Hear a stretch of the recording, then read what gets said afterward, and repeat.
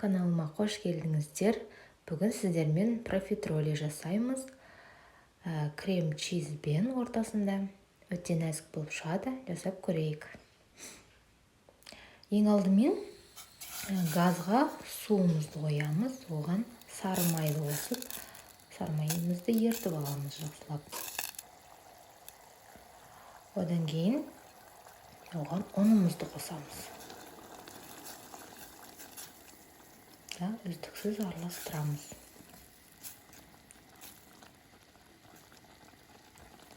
Енді газымызды өшіріп, солай жақсылап араластырып аламыз.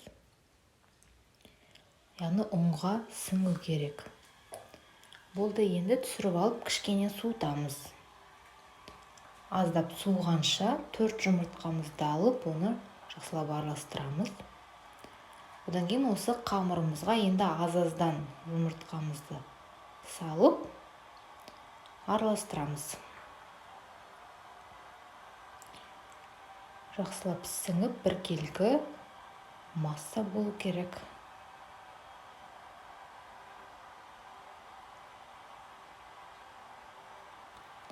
Болды, міне осындай қамыр шығады.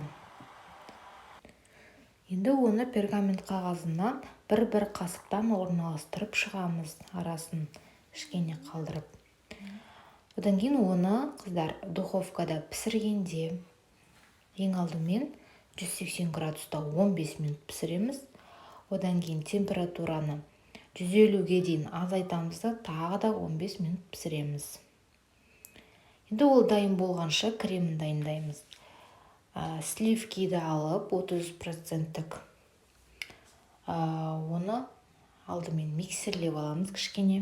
Одан кейін қант қосып миксерлеп, немесе қант ұнтағын қосуыңызға болады.